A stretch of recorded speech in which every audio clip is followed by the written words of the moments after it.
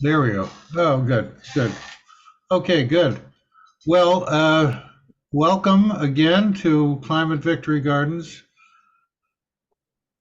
I'm excited about today's presentations. It doesn't sound very sexy in the title, uh, cover crops, but it's one of the most exciting things that's going on in agriculture and gardening nowadays. They've been around a long time, but they've only become very popular in the last decade or so. You can change that one. Now the context of this has to be redefined. We need to understand why this is important for the transformational garden. So let's just review the uh, the important conditions of transformational gardening. One thing is to keep the soil armored. That's the term that's commonly used. Keep it armored at all time, which means to protect the soil surface by keeping a crop constantly covering the whole extent of the soil, so that the soil doesn't dry out and degrade. Bare soil is at great risk. It's at great risk of being degraded by the solar energy, by just drying out, by blowing away, all of that stuff. But if you have at least a mulch, or preferably a cover crop on top of it, it retains the moisture, it allows the biology of the soil to remain very active and alive, and we've done our job. Now, a second important thing, and Emma and I just had a conversation about this, is no-till. Now, no-till is just that when you're talking about big farms and ranches. You don't till. But there's more to it when we're dealing with a garden, because we don't normally rely on tillage as the principal method of managing the soil. So we have to add to that no dig. You don't want to take a shovel. You don't want to do anything to disturb the roots. Why? Why do we care about the roots?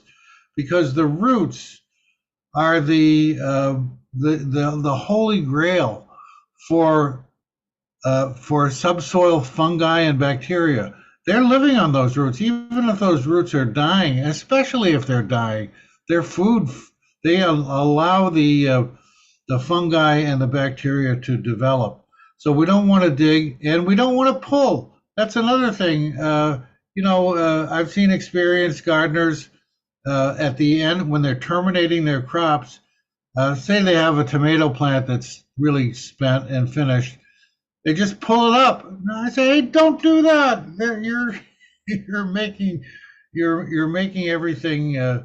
You're creating chaos under the soil. What you want to do is cut off that plant at the soil surface and leave the roots in place. And then we want to plant for biodiversity.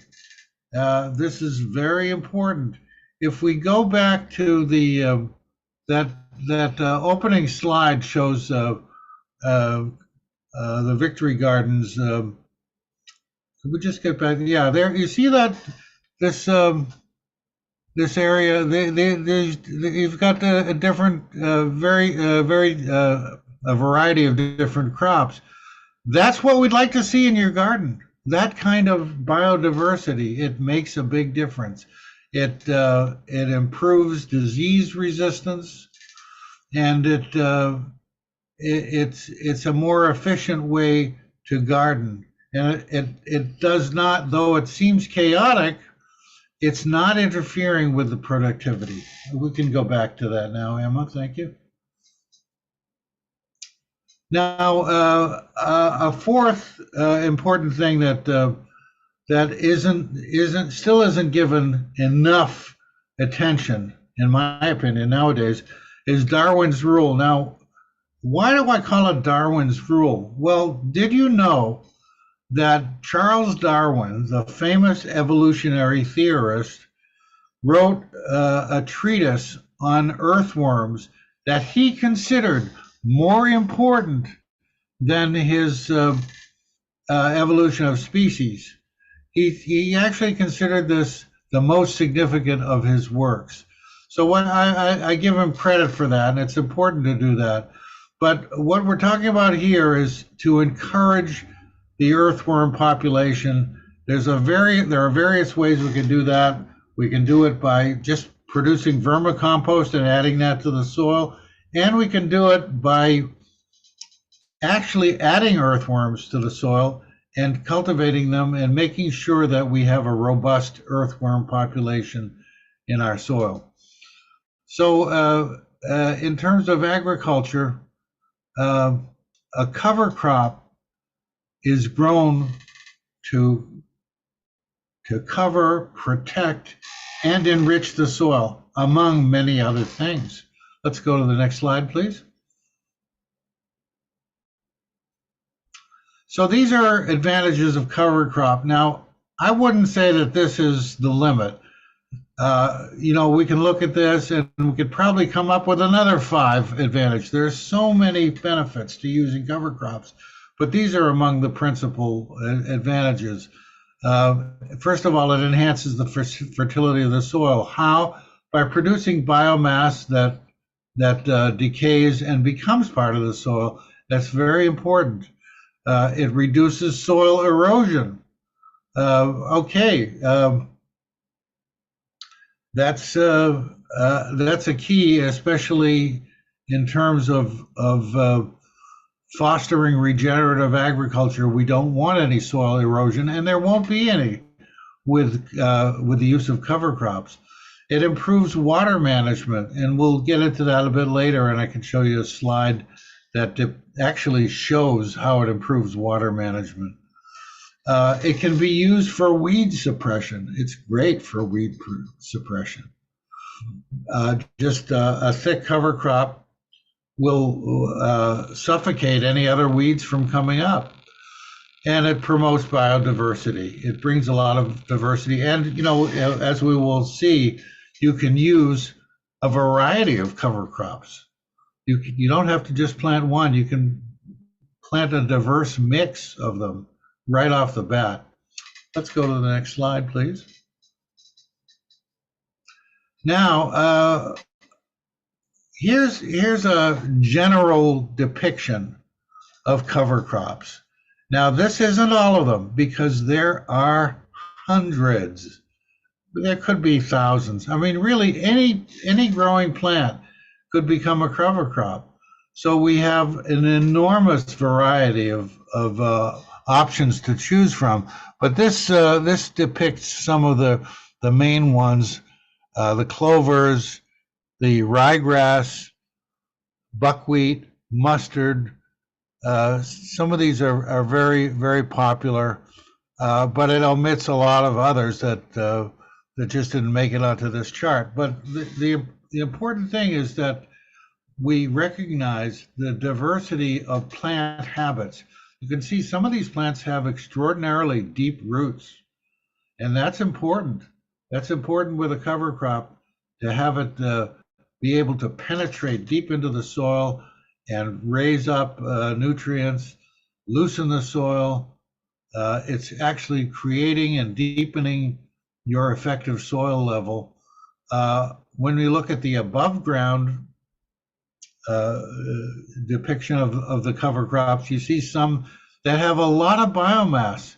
There are others with just a little bit of biomass, but they have other benefits to them. So these are some of the things to think about as you're choosing a cover crop for your garden. Now, so we've got the deep or the shallow rooted. There are some crops like mustard, for example, that actually repel insects. You have others that fix nitrogen, all the clovers, all the legumes, the vetch, the beans and the peas. They all fix nitrogen. They're bringing nitrogen into the soil. And when their cycle is finished and they decay, that nitrogen becomes available to the next crop, and it didn't cost you a nickel, and it's a very rich supplement for the soil. Then there are those that are pollinators because they flower so profusely, And that's this is great. This is just another benefit. It attracts whatever kinds of pollinators that you're trying to attract, whether they're bees or butterflies or whatever. It brings them in, and it brings enormous faunal or insect biodiversity to your project. Then there are biomass generators. We talked about those. These are the plants that just grow a lot of vegetation, and that's going to get chopped back into your soil, and it's going to return to the soil and enrich it. And then, as we just mentioned, there's the weed control aspect, which is very beneficial. Now, these aren't all of the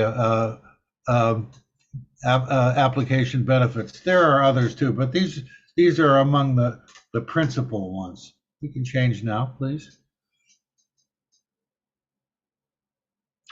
Now, I love this one because it shows how the presence of cover crops prevents soil erosion. Look at the difference between these three. The cover crops, of course, is on the left. I'm not sure what the difference is. One is just soil. One is soil that's been supplemented with some rotting organic matter.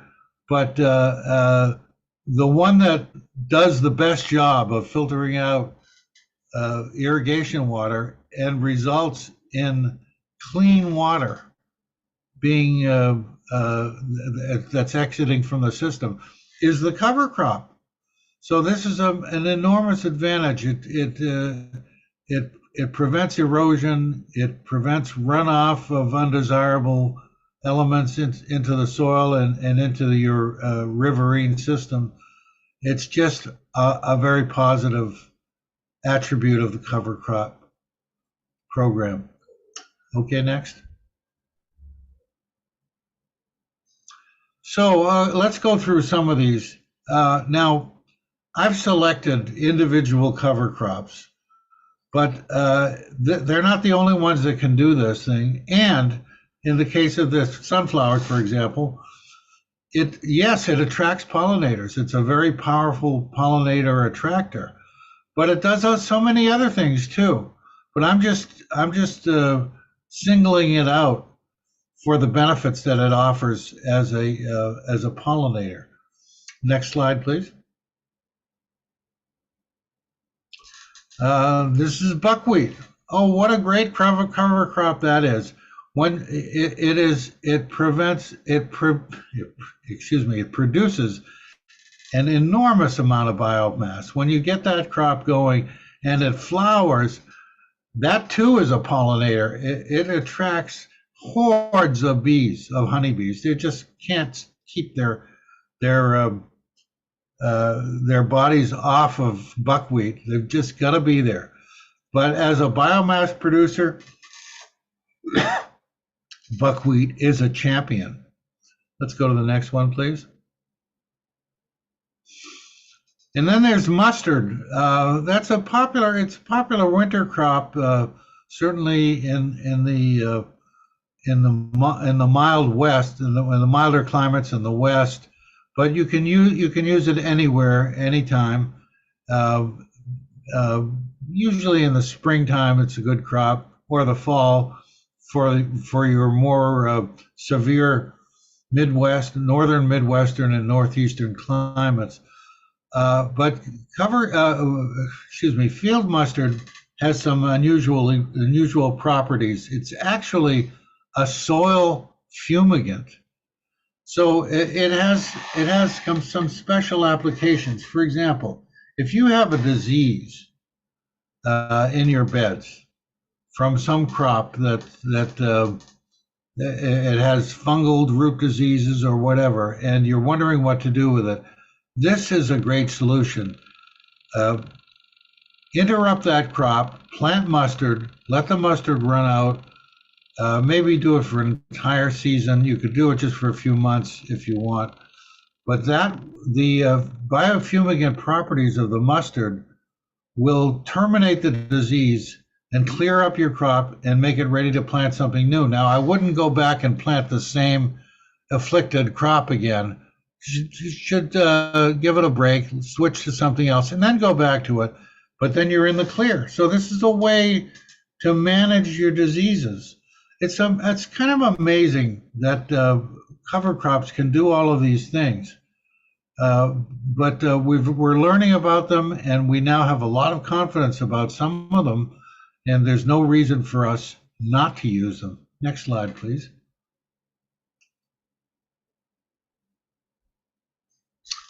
Now there are some cover crops that you can actually harvest.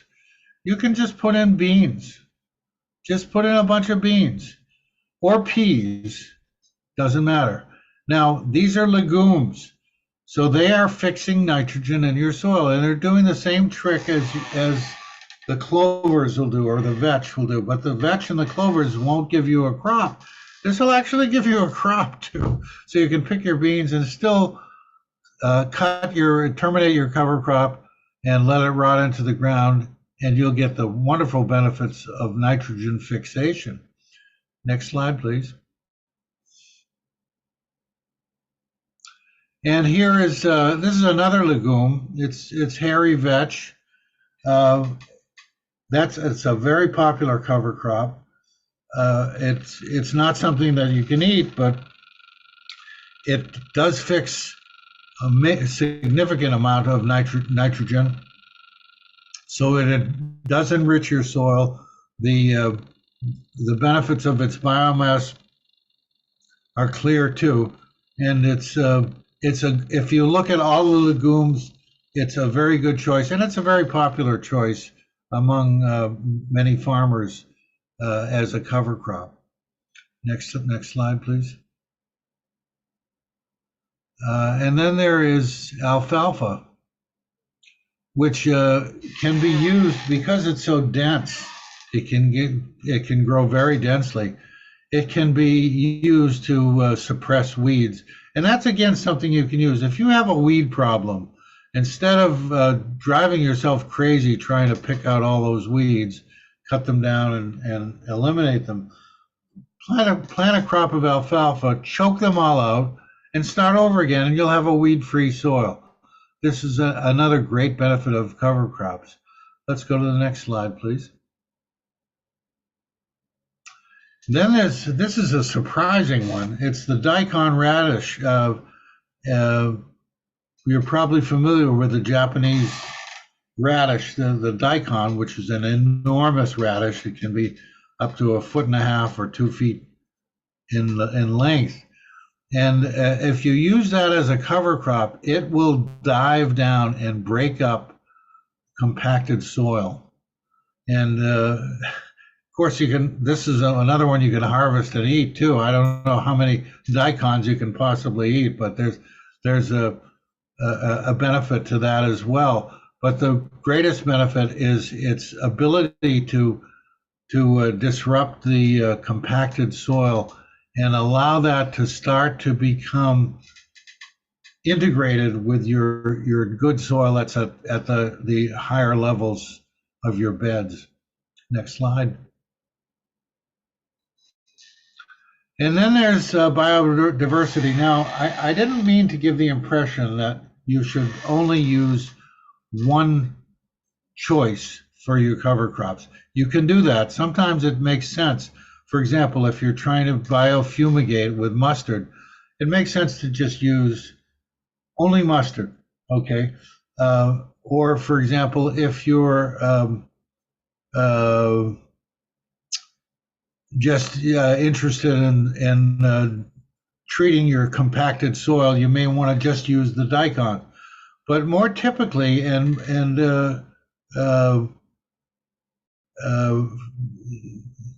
we're seeing farmers use diverse mixes. It seems to promote the best characteristics. And if you don't have a special need in mind, like biofumigation or something like that, it's good to mix up your cover crops. Now, there's no limit you can do it. I know of some farmers that use a couple of dozen different cultivars in their cover crop mix. And it works. They've got great results in their soil. individual cover crops are doing all kinds of different and various functions to promote soil health, and it's a fabulous way to go. So I would urge you to consider using a mix of cover crops. Some of the best seed providers provide mixes pre-mixed, of 3 or 4 or 5 different cover crops, and that's a good way to go. So you don't have to worry about which ones to choose. These are pre-selected, and in general, there's some pretty good options, and it'll give you good results. And I recommend you give it a try. Next slide, please. So there is an issue of how to terminate these crops. First of all, there's when to terminate them. Well, you can terminate them whenever you want. You can just let them grow up 6 or 7 inches and cut them down. You can let them go to their maximum height and terminate them that way. But the way to do it in a garden bed is to cut them off at the soil surface. And the best way to do it that I've ever found is to use a weed whacker and just run the weed whacker along the length of the bed, cut them off at the surface, leaving the roots in place. You want to leave that undisturbed. It's very important for the ongoing health of the soil. And you can either you can just leave the cover crops in place as a mulch, and you can plant into the cover crops. It's not a problem. If they're too long, too tall, you could weed whack them in increments. We whack off the top 4 inches, and then the next 4 inches, and the next 4 inches till you get to the surface. There's a few ways to do it, so you'll have smaller fragments of the crop to decay in the soil, and that provides you a renewal of organic matter that's going to benefit the soil in the long run. And that's it. I think the next slide is what? It's it. Yeah, that's basically the presentation, and I'm eager for your questions. This is, again, as I said, it's one of the most exciting opportunities for gardeners. It's just now arriving to the gardening scene, whereas it's been on the farm and ranch horizon for a while. But even there, it's kind of a new thing, and it's still catching on. So this is a very exciting development in home gardening, and I hope you'll take advantage of it.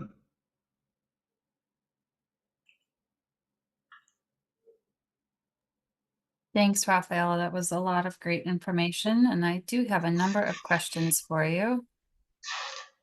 But first, I'd like to ask more of a general question. You weren't suggesting that all of these cover crops work everywhere, right? I ask because one person said that where they live, hairy vetch is considered an invasive species. So folks should probably look up what works in their area. Right, you should do that. For example, not only hairy vetch, but certain clovers are perennial and persistent. And if you plant them, you'll probably never get them out of your bed unless you really radically dig it up and discard them.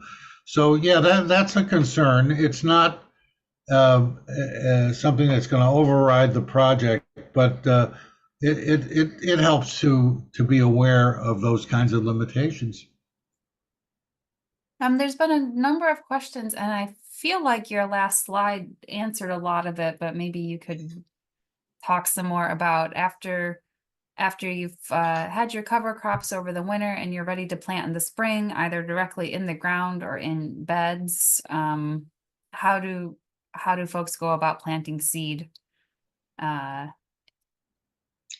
well, it's different from planting, say, a row of carrots or setting out tomato plants or anything like that, because what you're doing, you're going to broadcast the seeds.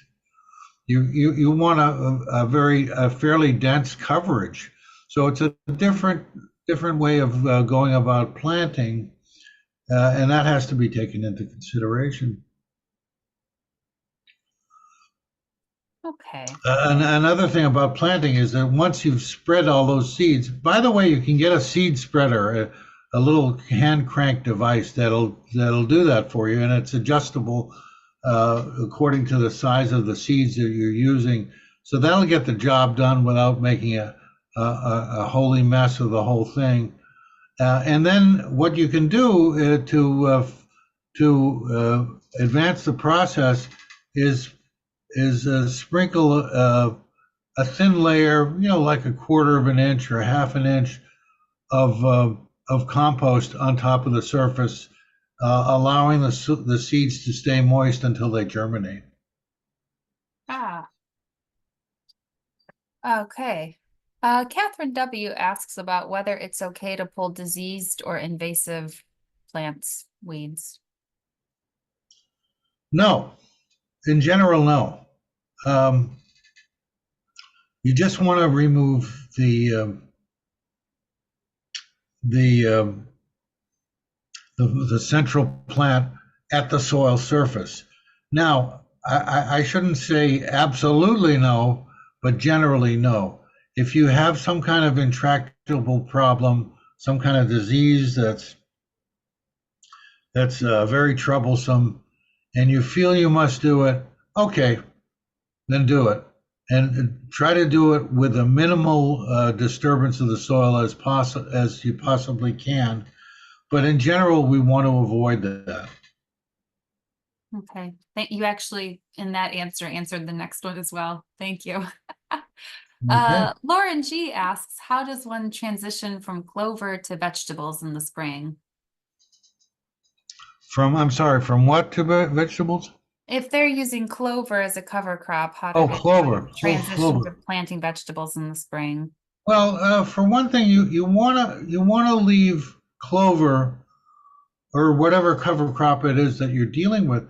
You want to leave that covering the intermittent rows. So you can.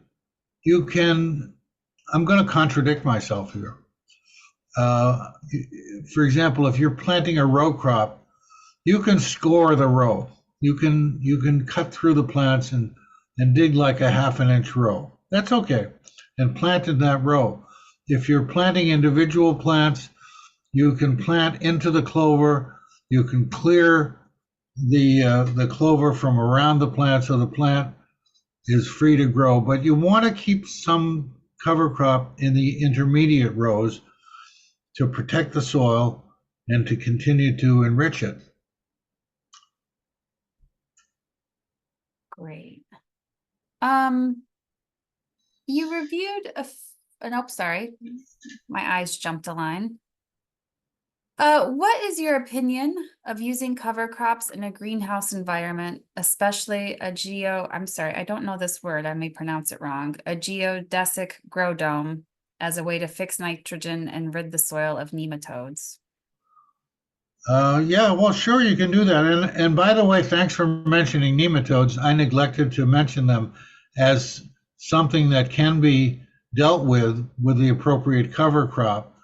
Uh, in a greenhouse environment, it's a little bit tricky because the intermittent rows are typically something that we walk on.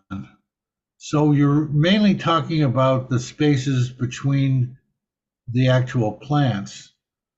So, and that's a little bit different. But what I would recommend would be to plant the whole greenhouse prior to cropping with the desired cover crops. If it's an anti-nematode, or if it's a biofumigant, or if it's a weed suppressant, or it's a combination of all those things, just plant it all over, grow it out, let it go for a few months, and then plant your greenhouse crops.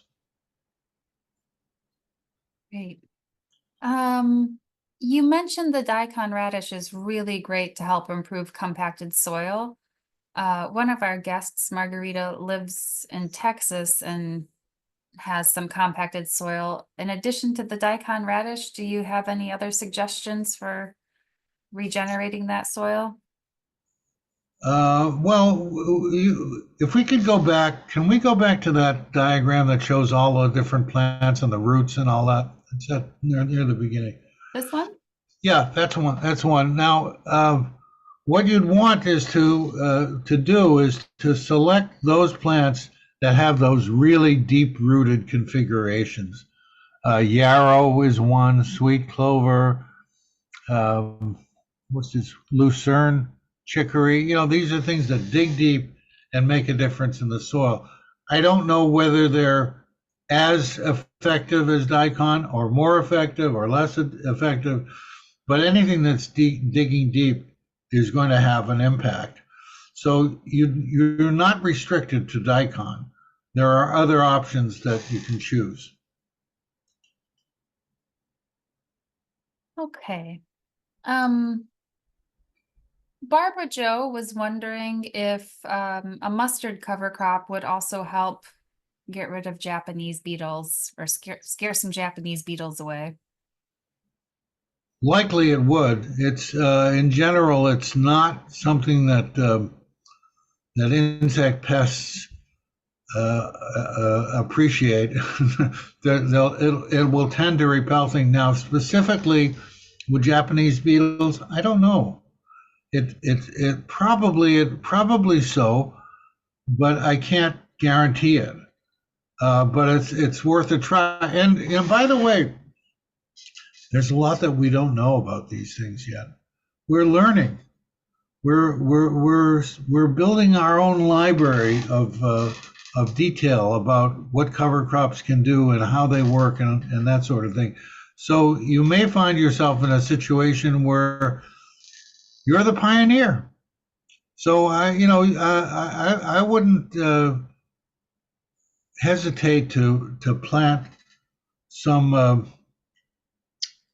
mustard as a potential Japanese beetle prevention, and you can just learn. We can find out.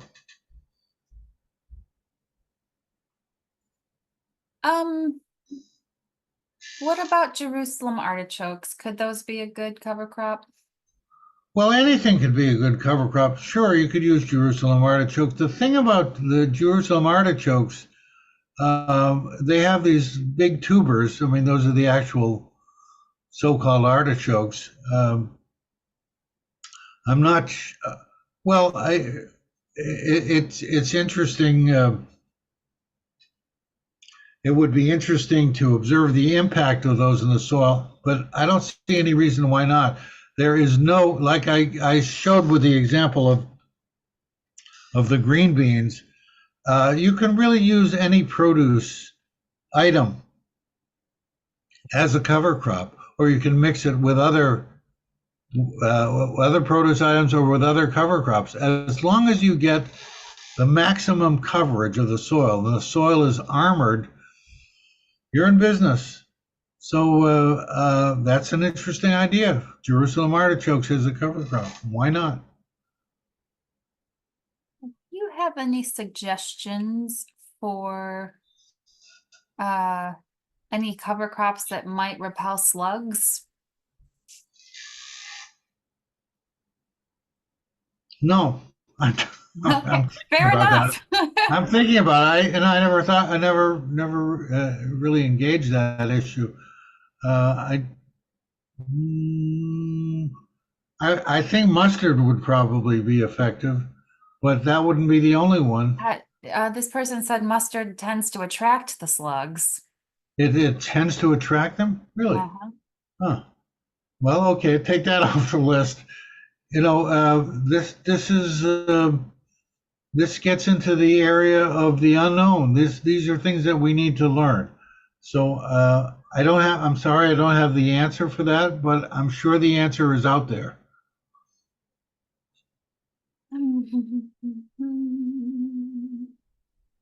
Which cover crops would be good to plant between stepping stones instead of the traditional plants that are used?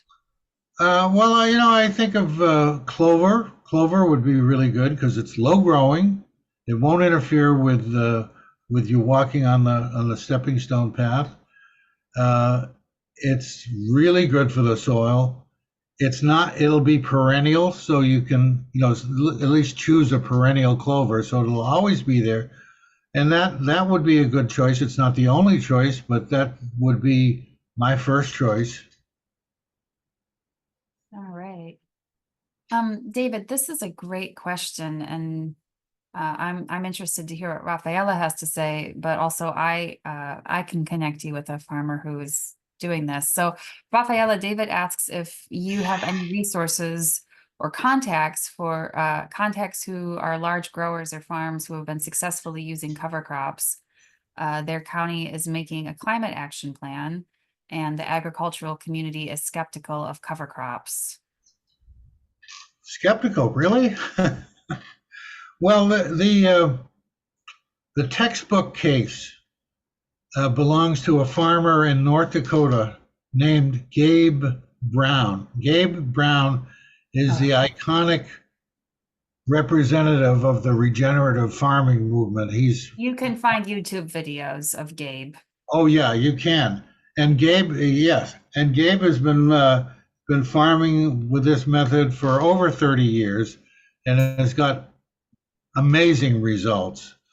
But with respect to cover crops, he's one of these guys who uses a couple of dozen varieties in his cover crop mix. It's an amazing mix. And some of the photos he takes of his fields next to his neighbor's fields are just absolutely stunning. The difference is amazing. So there are people like Gabe and Gabe would certainly help you with your county in the effort to persuade farmers to consider not only this method but his regenerative method as a whole for improving their crops. And he's very available and very persuasive. Very persuasive. I just put a link in the chat for his TED Talk, as well as he does a series on his farm about regenerative agriculture and whatnot in general, where they're just great. You can really learn a lot. Yeah.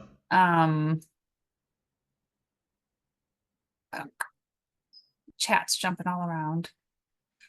Can you recommend a source for buying cover crop mixes in bulk? In bulk? Mm-hmm. Yes. There's a company in Nebraska called Green Cover, and they've got whatever you need. Believe me, they've got it. It's a great source. Awesome. Any final questions? I'll give it a minute here as I switch slides. Let me put our last slide